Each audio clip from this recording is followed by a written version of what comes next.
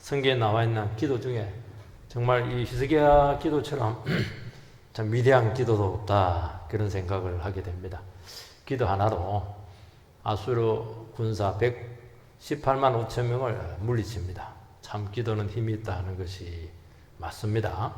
하나님의 대포를 쏘는 것과 똑같다고 말씀합니다. 우리가 지난주에 살펴본 것은 아수르의 왕 사네립인데 군대 장관이 랍사게인데, 랍사게를 통해서 심리 선동술을 통해서 피 묻히지 않고 싸우지 않고 예루살렘 성을 함락하려고 합니다. 그러면서 히스기야가 얼마나 무능력하냐, 히스기야가 얼마나 비현실적인 인물이냐, 그렇게 비난을 해서 지도자를 막 비난을 합니다. 그리고 히스기야가 뭐 계획한다고 이렇게 하는데 무슨 계획이냐, 우상들 계획한다고 그 신들을 이렇게 노엽게 했다. 이거 세상에도 좋은 것들이 많은데 왜 그 쓸데없이 건드려 가지고 화를 자초하느냐, 막 이런 식으로 공격을 하고 있고, 그리고 히스기야가 백성들에게 하나님 다 지켜준다, 하나님 말씀 붙잡고 기도하면 이긴다, 그 어째 비현실적인 그런 얘기를 하냐는 거예요. 그거는 종교를 통해서 백성들을 이렇게 속이는 것이다. 믿지 마라. 현실을 봐라. 전 세계는 아수르의 패권하에 있게 되는데 아수르 왕을 믿어야지, 의지해야 되지. 어떻게 여호와 하나님을 믿을 수가 있겠는가? 눈에 보이지도 않는데. 이제 그런 식으로 공격을 하고 또 이렇게 이간책을 쓰면서 안에서 불신이 일어나도록 그렇게 하게 되었던 것입니다. 그런데 이제 랍사게가 공격을 할 때, 이게 그들에게, 백성들에게 선포를 할 때 이게 허무맹랑한 이야기가 아닙니다. 구구절절 다 옳은 얘기예요. 현실에 근거를 둔 그런 말이기 때문에 엄청난 설득력을 가지게 되었습니다. 그런데 이스라엘 백성들이 잘한 것이 뭐냐니까, 히스기야의 말을 듣고 일절 대답을 하지 않았어요. 그리고 나서 히스기야는 할 수 있는 게 아무것도 없습니다. 그런데 한 가지 있습니다. 성전으로 피합니다. 성전에. 그리고 하나 더 합니다. 어디로 갑니까? 이사야에게 기도 부탁을 합니다. 실제적으로 하는 것은 하나도 없어요. 히스기야 왕이 그 현실 가운데서 한 행동을 보면 그것도 또 비현실적이에요. 또 뒤로 물러섰으니까 겁쟁이에요. 그런데 놀라운 사실은 하나님께서 움직이기 시작했습니다. 바로 이 문제입니다.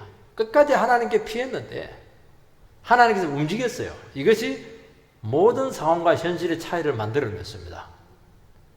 이것이 우리가 세상을 이기는 비결이라는 것을 말씀하고 있습니다. 두 가지를 말씀하겠습니다.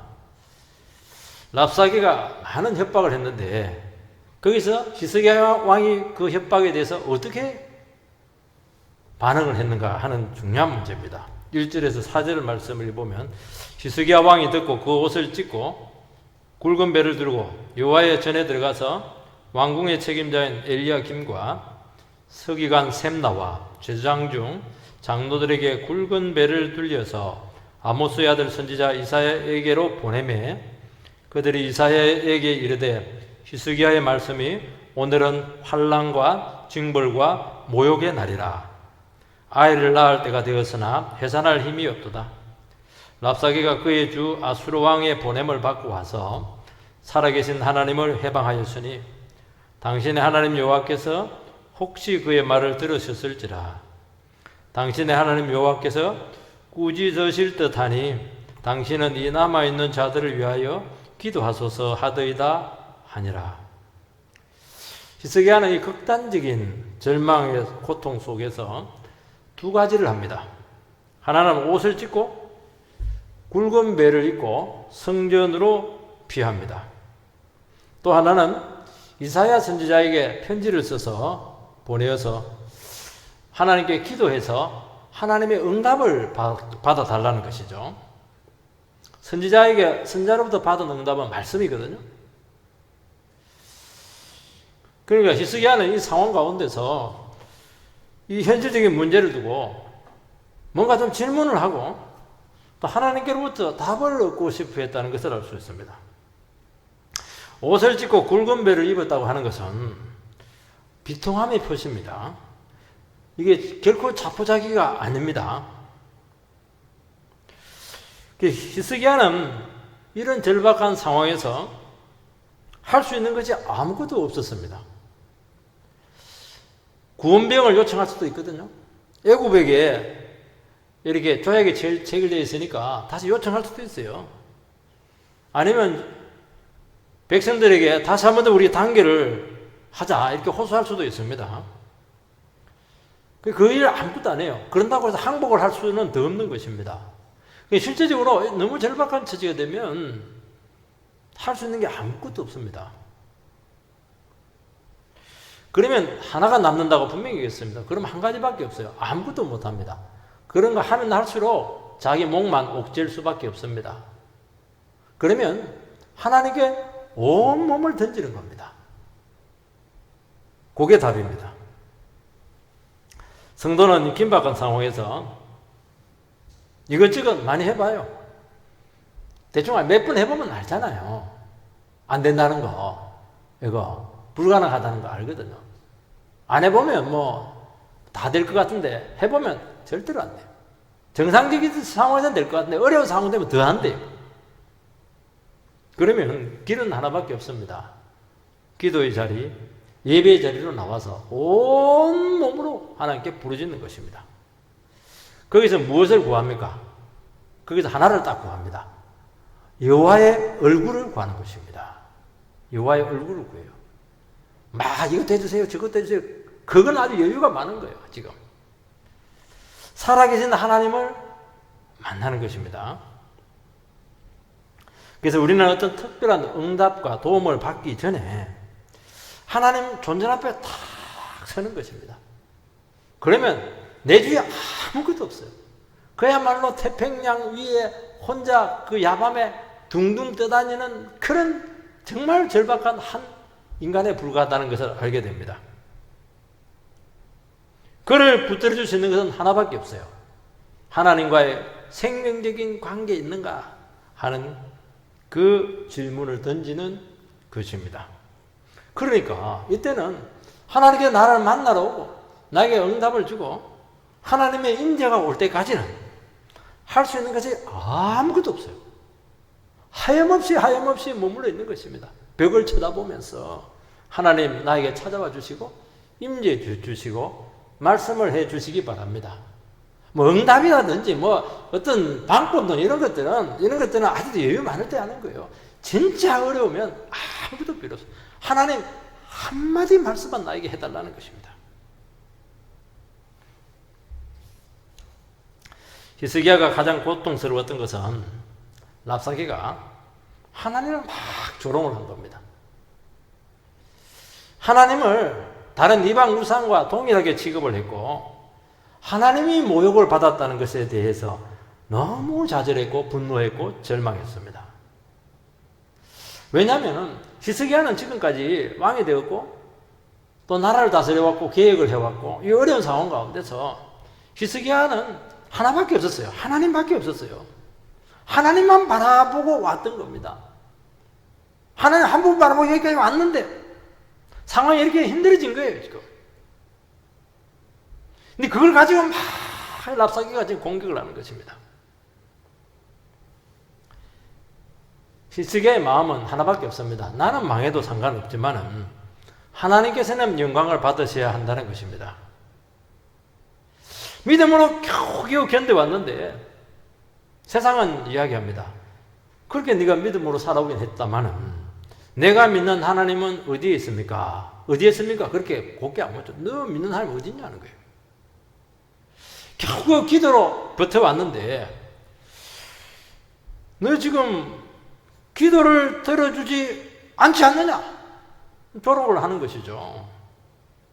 그러면 성도님들은 어떤 생각을 하냐니까, 왜 하나님이 기도를 안 들어줍니까? 왜 하나님 가만히 계십니까? 그게 아니고요. 정신이 번쩍 납니다. 그래서 무슨 정신이 번쩍 납니까? 아, 이건 내 문제가 아니구나. 이거는 하나님의 문제구나. 이건 하나님의 상대를 해 주셔야 하는 것이구나. 내 문제를 떠나버려요. 내 문제를 떠나는 거예요. 그러면 어떻게 되는 것입니까? 지금까지는 내가 뭐 어떻게 하고 어떻게 하고 뭐 어떻게 그런 것들 하나도 없어져요. 하나님 한 분만 딱 바라본다는 것입니다. 이겁니다, 이거. 그러면 어떻게 돼요? 내가 망하는 것은 뭡니까? 하나님이 망하는 거예요. 내가 실패하는 것은 하나님이 실패하는 거예요. 하나님하고 나하고 딱 합동, 하나가 돼버린 거예요. 그때부터 싸움이 달라집니다. 나와 랍사게의 싸움이 아니고 랍사게와 하나님의 싸움으로 싸움의 성격이 바뀌는 겁니다. 이게 뭐냐니까 하나님의 얼굴을 구하는 것입니다. 히스기야는 자기 자신이 지금 처한 위치를 있는 그대로 느낀 대로 가감없이 지금 고백을 합니다. 뭐라고 말씀하고 있습니까? 오늘은 환난과 징벌과 모욕의 날이라 아이를 낳을 때가 되었으나 해산할 힘이 없도다. 우리는 이런 절박한 처지에 있었을 때 너무 영적이 되지 않아야 됩니다. 그대로 이야기하세요. 아프면 아프다고 하세요. 힘들면 힘들다고 하시기 바랍니다. 아, 하나님 기뻐하듯이 너무 생각하면 안 돼요. 생각하면 답도 없고 힘들어요. 정말 죽겠습니다. 힘들고 더 버틸 것 같지가 않아요. 울고 터뜨리면서 막 주님 앞에 나가서 그냥 몸부림치는 것이면 살 수 있는 길이 열린다는 것입니다. 그래서 현실을 우리는 어디서 폭발하느냐? 배우자한테 폭발하면 안 됩니다. 가족들한테 폭발하면 안 돼요. 그러면 집이 날아갑니다. 어디서 폭발합니까? 다른 데 갈 데가 없어요. 하나님 앞에서 막 폭발하는 거예요. 하나님 앞에서 폭발하는 거예요. 하나님 어디 계십니까? 하나님 언제까지 참으십니까? 하나님 내가 이렇게 조롱을 받아서야 되겠습니까? 왜 하나님 앞에서 이렇게 온 것 쏟아내고 있습니까? 왜냐하면 하나님을 떠날 수 없다는 것을 너무나 알고 있습니다. 이 상황이 하나님대로 왔거든요. 그래서 몸에 나와가지고 뭐 자존심 다 버리고 눈물 콧물 흘리면서 우리 부부 문제는 이렇게 망가졌습니다. 자식들은 지금 완전히 자식 같지가 않습니다. 시집은 내가 감당하기 힘들어요. 막 온갖 힘든 사정을 다 고백을 하는 것이죠. 그러면 속이 후련해지고 마음이 가벼워지고 영혼이 자유로워지는 것입니다. 뭔가 속에서 바람이 불기 시작합니다. 왜냐하면 하나님께서 이미 들으시고 움직이시고 있다는 것이죠.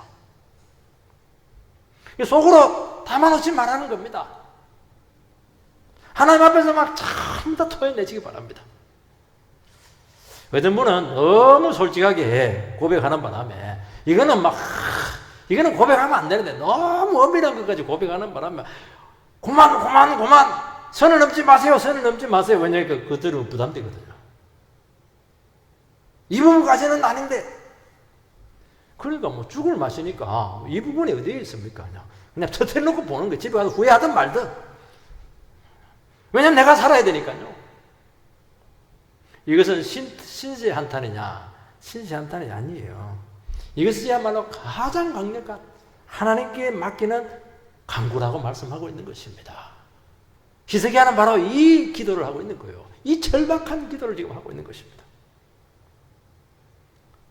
환난이라고 하는 것은 절망 속에 있지만 해결의 실마리가 없다는 것입니다. 징벌의 날이라 이렇게 되는데 징벌이라고 하는 것은 이것이 고통을 당할 때 우리가 하나님께 징계를 당하고 연단을 받는다는 이런 두려움을 가지고 있어요. 모욕이라고 하는 것은 하나님이 조롱을 받고 있고 내가 욕을 먹고 있다는 것을 이야기하는 것입니다. 여기 특이한 표현이 있는데요.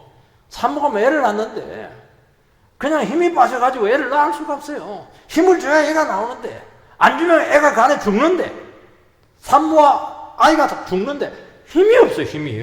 얼마나 정말 딱합니까? 중단할 수도 없고, 앞으로 나갈 수도 없고, 뒤로 물러설 수도 없고, 진이 다 빠져가지고 어떤 해볼 수 있는 여력이 전혀 없다는 것입니다. 이때가 제일 위험한 순간이라고 말씀하고 있습니다. 히스기야는 지금 그냥 막판까지 몰린 거예요. 근데 해볼 수 있는 게 아무것도 없어요. 진이 너무너무 빠졌어요. 진이 뭐냐. 그냥 할 말도 없어요, 진짜. 기도할 힘도 없어요, 그냥. 이사야 보고 대신 기도해 달라고 하고 있는 거죠. 이때 마귀가 반드시 공격을 합니다. 그때 정신적인 공황 상태에 빠지거나 그때 신앙 작동을 하지 않으면 거기서 주저하는 것입니다. 히스기야는 성전으로 피했고 이사야에게 기도를 요청하고 말씀을 달라고 합니다. 히스기야도 그전에는 생각이 많았습니다. 항복을 할까, 협상을 할까, 도움을 요청을 할까, 막 현실적인 막 대안들이 많았어요. 유혹이죠, 유혹. 근데 진짜 어려우니까 그거 아무 소용없다는 것을 그때 아는 거예요. 그때. 우리가 왜 하나님께 나가서 미리 기도하지 못합니까? 아직 할 수 있는 여지가 있거든요. 그러니까 안 나가는 겁니다. 진짜 어려우면 아무것도 할 수 있는 여지가 하나도 없어요. 그러면 어떻게 합니까? 하나 다 잘라버리고 끊어버리고 뭐 너 옆에 무슨 소리야 다 들리잖아요. 하나님 처분에 딱 맡긴다는 것입니다. 우리는 하나님께서 우리로 하여금 인생의 막다른 골목에서 이런 경험을 체험하기를 바라고 있는 것입니다. 왜 거기까지 몰고 가요? 하나님 미리 죽이면 안 돼요? 하나님께서 이런 것을 통해서 우리의 믿음을 달아보시고 우리의 한계를 알게 하시고 분수를 알게 하고 그전에는 뭐 주님의 이름으로 막 무리 많이 합니다. 주의 뜻이면 다 합니다. 이렇게 한데 안 그래. 굉장히 조심스러워진다는 것을 알 수가 있어요. 진짜는 안 되는구나. 내 마음먹은 대로 될 수 있는 것이 아니구나 하는 것을 몸에 딱 심어놨습니다. 그래야 타락하지 않아요. 그래야 교만하지 않거든. 그러면서 인간적인 생각들, 방법들 우리는 하나님 의지한다 하지만 1%는 뭐가 있거든. 1%는 지 생각이 있거든. 그것마저 딱 내놓게 합니다. 하나님과 딱 붙어버려야 돼요. 그래서 내가 할 수 있는 것 아무것도 없습니다. 하나님께서 다 해주셔야 됩니다. 요 고백을 주님께서는 원하시고 있다는 것입니다. 우리 성도님들 힘들지만 정말 이 고백으로 돌아가시기를 바랍니다. 이사야에게 뭐라고 말하냐니까 당신의 하나님 여호와께서 혹시 그의 말을 들으셨을지라 당신의 하나님 여호와께서 그 들으신 말 때문에 꾸짖을 듯하니 자기 자신의 처지를 한번 봐달라는 것입니다. 랍삭에 저거 정말 신성모독적인 말도 하고 고통을 주었는데 하나님의 저 꾸짖기만 해도 좋겠다는 거예요. 우리가 너무 처지가 힘들고 어려우면은 궁색하면은 좀 수치만 받지 않게 해달라고 저 사람에게 막 한마디만 해달라고 말이죠. 내가 그냥 곱게 죽게 해달라고 말이죠. 이제 뭐 대안이 없으니까.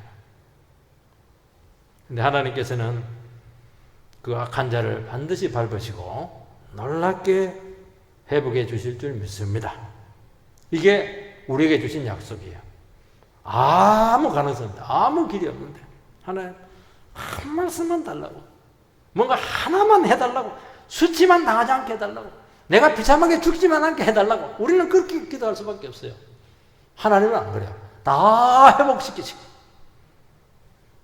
악한 자를 밟으시고 놀랍게 승리를 주셔서 완전한 회복을 주시는 줄 믿으시기 바랍니다. 우리는 하나님의 이름만 욕되지 않기를 기도합니다. 그전에는요 부족한 것들 불만사항들 감사가 없어요. 그건 왜 그러냐니까 아직 여유가 많아서 그런 것이고요 아직 다급하지 않아서 그렇다는 것입니다. 진짜 어려우면 하나밖에 없어요. 하나님 한 말씀이라도 좋으니까 한 말씀만 주세요. 그 말씀을 주실까 싶어가지고 막 헐떡이면서 그냥 받으려고 하는 겁니다. 하루 종일 뭘 기다리고 있습니까? 하루 종일. 하루 종일. 하루 종일 누가 나에게 전화해가지고 하나님의 말씀을 전해줄까? 그것만 기다리고 있잖아요. 전화통만 기다리고 있는 거예요, 지금. 누군가 나를 위해서 기도하고 있다. 그러면요, 그렇게 감사하고요. 그렇게 힘이 되는 것입니다. 여러분, 히스기야가 뭐 아쉬운 게 뭐가 있습니까? 왕 아니겠습니까? 그런데 오늘 히스기야의 모습을 바라보면은 너무나 아쉬운 사람인 것처럼, 정말 겸손한 사람인 것처럼, 정말 아무것도 할 수 없는 그런 인간인 것처럼 그렇게 나가는 거예요. 하나님 말씀 하나만 주세요. 응답 하나만 주세요. 나 이것이 모든 것입니다. 다른 건 필요 없어요. 그럼 나는 사는 것입니다. 하루 종일 성전에 앉아서 딱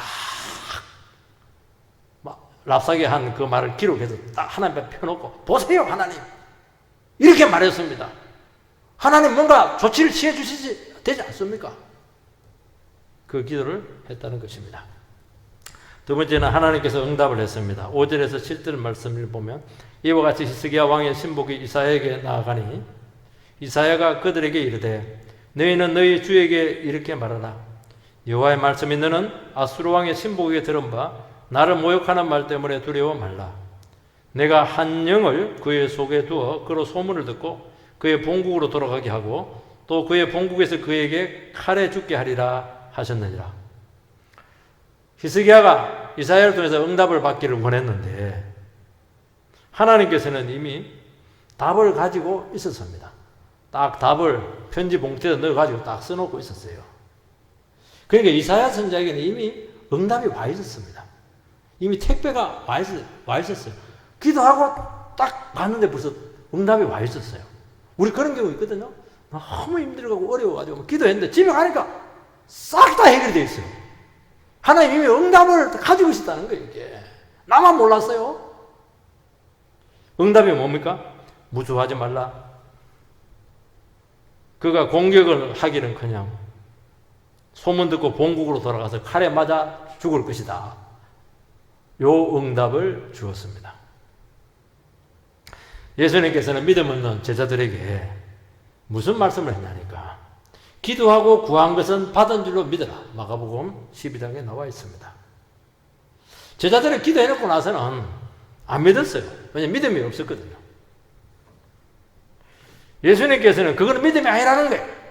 믿고 나가면 이미 응답받은 것이다. 응답받은 걸 알고 행동해라. 그때 가봐야 아는 것이 아니다는 것입니다. 우리는 너무나 상황이 어렵고 절망적인 순간에 오게 되면은 우리는 하나님 앞에서 히스기야처럼 막 믿음으로 서려고 몸부림치고 하나님밖에 없습니다. 하나님 한 말씀만 달라는 그런 절박한 심령이 될 때가 있습니다. 그런데 그런 몸부림을 치는 과정을 통해서 어떤 한 순간이 우리에게 찾아와요. 내하고 하나님 마음하고 딱 맞아집니다. 내 시선하고 하나님 시선하고 딱 일치를 해요. 그 순간 이미 역사는 일어난 겁니다. 그게 응답이에요. 하나님 그걸 원하고 있는 겁니다. 지금. 그때 승리의 확신이 오는 거예요. 우리는 그냥 응답만 확인하는 거예요. 응답 온다 안 온다 그게 아니고 응답은 와 있는데 진짜 왔는지 확인하는 거니까. 우리는 그런 몸부림이 없으니까 우리의 문제를 두고 히스기야처럼 몸부림치면서 기도하는 그런 것이 없으니까 이게 안 되는 거예요. 이게 어느 순간 딱 와요. 하나님께서 일하고 있구나. 하나님 시선하고 내 시선하고 딱 맞구나. 영전 조정이 되었구나. 그거 쏘면 되잖아요. 한나가 아들 문제로 얼마나 고통을 받았습니까? 성전에서 특히 화목제물을 먹을 때 막 버린다가 막 속을 뒤집어 놔요. 남편이 아무리 위로해도 위로가 되지 않아요. 갈 수 있는 곳은 하나밖에 없어요. 남편 가까이 가면 버린다가 그날 죽여버립니다. 그냥 화가 나가지고. 그래서 성전에 도망가죠. 거기서 막 몸을 뒹굴면서 괴로워하면서 통곡을 하죠. 얼마나 그냥 얼굴이 벌겠는지. 엘리 제사장이 막 왜 술 먹냐고 대낮부터 막 여자가 말이죠. 이렇게 했는데 한나가 막 나는 마음이 슬픈 여자라고 하나님께서 나에게 응답을 주셔야 되는데 응답을 안 줬어. 마음이 그렇게 원통하고 괴롭다고. 그런 식으로 대답을 해요. 벌써 뭡니까? 그런 순수하고 깨끗하고 안정된 대답을 한 이유는 뭐냐니까. 벌써 자기 마음이 하나님 마음하고 합동이 된 거예요. 그러지 않으면 아니 주의 종이 내 마음도 몰라. 아우 영역이 없네. 뭐 이렇게 하면서 막 일 없어요. 그렇게 하고 핀잔 주고 이렇게 할 텐데 안 그래. 마음을 차분히 해가지고 나는 마음 참 슬픈 여자라고. 아들을 줘야 되는데 응답을 받지 못했다고 막 이렇게 이야기합니다. 그러니까 술 취한 게 아니라는 거예요. 그 엘리 제자가 얼마나 미안해요. 그러니까 이 대답을 듣고 엘리 선지자가 자동으로 축복을 내립니다. 이미 응답이 되었다. 너에게 하나님의 축복이고 아들이 왔다. 그 얘기를 합니다. 근데 그걸 말을 듣고 안 받으면 상관이 없거든요.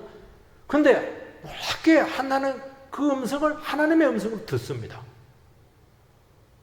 응답이 온 거예요.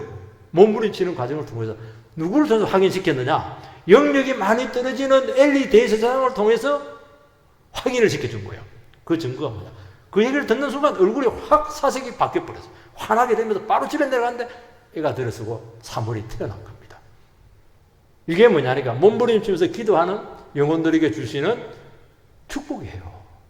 우리는 이런 기도를 안 하니까 이런 축복을 받지를 못해요. 기도했다가 안 해버리고 말이지. 아이고 기도해도 안 되네 그냥 이렇게 해버리고 말이지. 그러니까 안 되죠. 사생결단하고 왜 못하냐는 게 이게. 목숨 걸고 기도해야죠. 여러분 믿음으로 우리가 결단하는 순간 이미 현실을 뛰어넘습니다.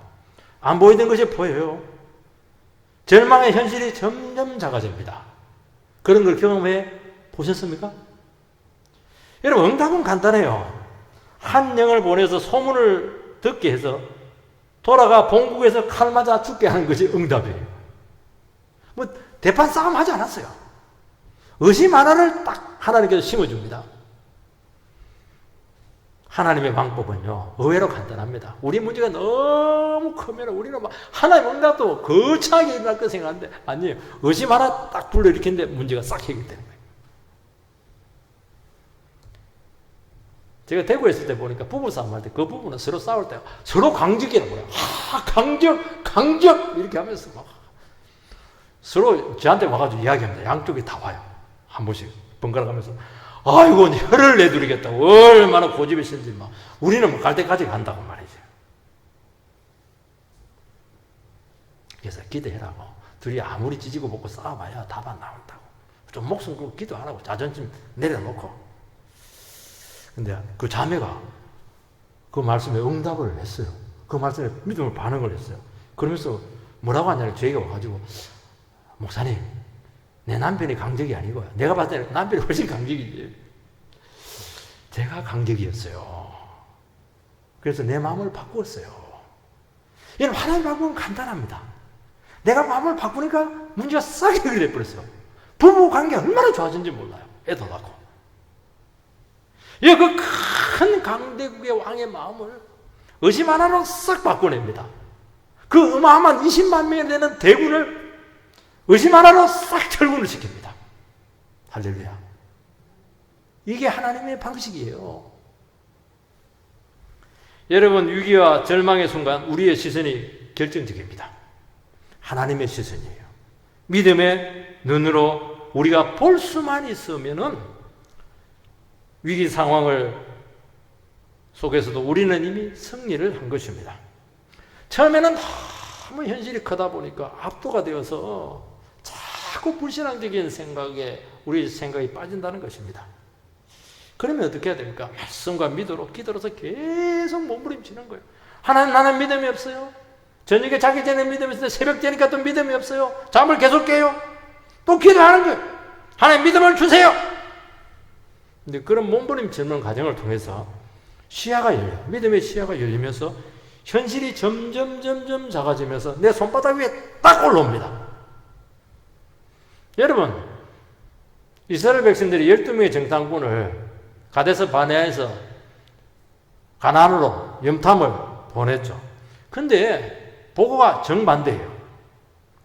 10명의 정탐꾼은 가나안 사람들 앞에 이스라엘 백성들은 메뚜기다. 여호수아와 갈렙 두 사람은 저 거인족은 우리의 밥이다. 완전히 정반대예요. 여러분, 10명의 정탐꾼의 보고가 현실입니까? 여호수아와 갈렙의 보고가 현실입니까? 여러분, 10명의 정탐꾼이 그 현실이에요. 그게 상황이에요. 그 큰 골리앗 같은 거인들 앞에서 우리는 메뚜기 맞잖아요. 여러분, 여호수아와 갈렙도 처음에는 위압이 되었죠. 근데 여호수아와 갈렙은 훈련이 돼서 어떤 훈련이 어떤 상황 가운데서도 40년 동안 연습한 게 있습니다. 약속 하나 붙잡고 하나님 반드시 비전이 있다. 약속대로 된다. 하나님 우리가 함께 했다. 믿음의 역사가 일어난다. 자꾸 믿음으로 보니까 거인들이 점점 작아져요. 손바닥 위에 딱 올라오는 거예요. 밥이다. 밥이야. 밥 먹으면 되잖아요. 숟가락 갖고. 점점 축소가 되는 것입니다. 10명의 정탐꾼은 그 현실에 너무 압도가 되어서 이게 훈련이 안 돼 있어요. 믿음으로 해석하는 훈련이 돼 있잖아요. 점점 불신앙에 젖어들게 되고 스스로 위축이 되어서 자기들이 메뚜기가 되어버렸어요. 밥보다 메뚜기는 더 작아요.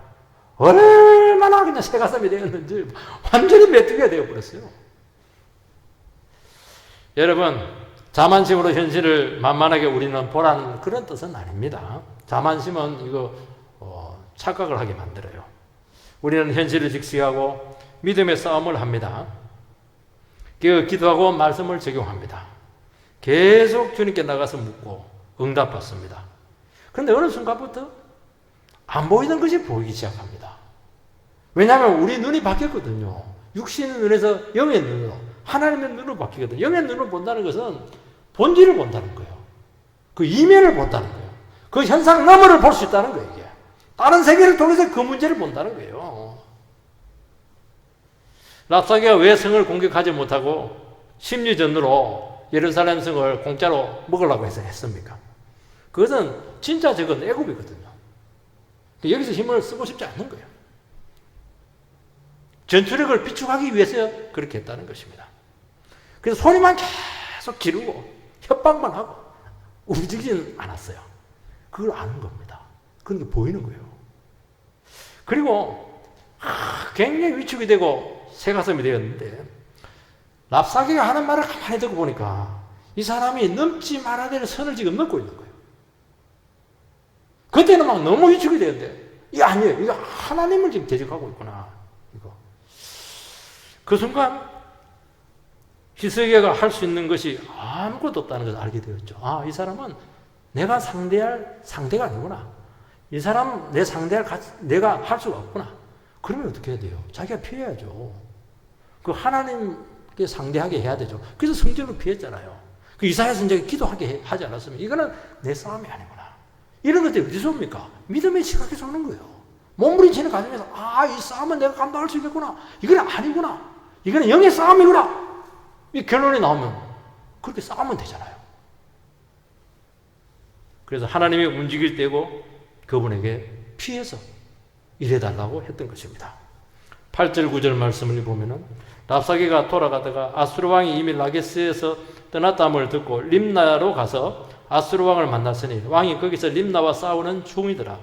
아수르 왕은 구스 왕 디르하가가 당신과 싸우고자 나왔다함을 듣고 다시 히스기야에게 사자를 보내며 이르되 갑자기 랍사게가 포위망을 풀고 철수합니다. 왜냐 왕이 철군을 했거든요. 왜냐하니까 구스 왕 디르하가가 아수르를 쳐들어왔어요.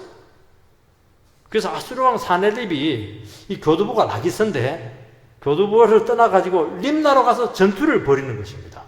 이게 힘이 딸리니까 랍사게가 그쪽으로 가야 되는 거예요. 이것은 뭐죠? 이것은 하나님의 응답입니다. 하나님께서는 상황을 바꿈으로써 간단히 포위망을 푸셨습니다. 하나님께서 우리에게 응답하시고 기도하는 사람들에게 주시는 방법이 뭐냐? 하나님 백성들이 알 수 있도록. 기도하는 사람은 다 알거든요. 기도하는 사람들은 몰라요. 이거 하나님의 섭리인지 응답인지 안 몰라요. 왜냐하면 기도를 안 했거든. 근데 몸부림치고 기도하는 사람들은 알아요. 한마디 말을 통해서 이게 하나님의 말이다. 하나님께서 일하고 있다. 하나님께서 지금 움직였다. 철군을 지켰다. 다 아는 거예요. 하나님 우리 지금 돕고 있구나. 하는 것을 아는 거예요. 그래서 기도할 때 약간의 상황 변화로 하나님께서 우리에게 힘을 주시고 여유를 주시고 확신을 주신다는 것입니다. 그래서 무엇이든지 기도해라. 지각에 뛰어나신 하나님의 평강에 너의 온 마음과 생각을 지키리라. 응답은 시간 좀 가야 될지 몰라요. 근데 딱 알아요. 응답이 왔다. 그 증거면 내 마음을 주님께서 붙들고 있는 거예요. 기도를 들으셨다는 증거예요. 이상하게 마음이 편안해지면서 믿음이 막 생겨요. 그리고 생각보다 응답이 훨씬 빨리 옵니다. 생각은 한 달 후에 올 것 같은데 아니요. 바로 그날 저녁에 오는 거예요. 이게 10절에서 13절 말씀, 너희는 유다의 왕 지스기야에게 이같이 말하 이르기를 내가 믿는 내 하나님이 예루살렘을 아수르 왕의 손에 넘기지 아니하게 하겠다 하는 말에 속지 말라. 아수르의 여러 왕이 여러 나라에 행한 바 진멸할 일을 내가 들었나니 내가 어찌 구원을 얻겠느냐. 내 조상들이 멸하신 여러 민족 곧 고산과 하란과 레셉과 들라살에 있는 에덴 족속을 그 나라들의 신들이 건졌느냐. 하마다 왕과 아르밧 왕과 서발와임 성의 왕과 헤나와 아와의 왕들이 다 어디 있느냐. 랍사게는 하나님의 응답을 인정하지 않습니다. 신적인 개입을 부인합니다. 그래서 내가 지금은 잠시 설수를 하지만은 반드시 와서 너희들을 치겠다 협박을 하고 위협 편지까지 써서 히스기야에게 보냅니다.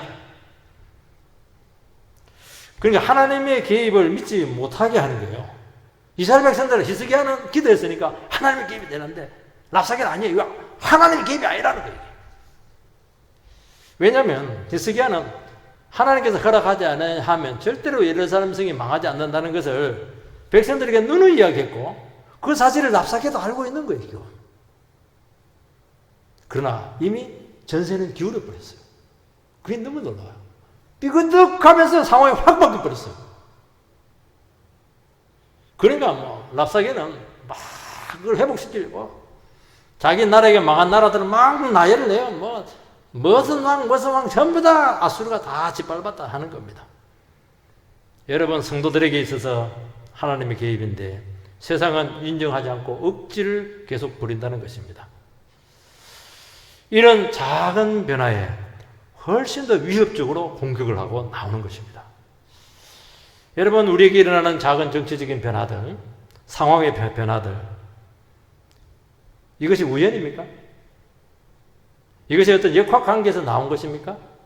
역사 섭리에서 온 것입니까? 아닙니다. 하나님의 섭리예요. 응답입니다. 사람들은 전부 다 그렇게 해석을 해요.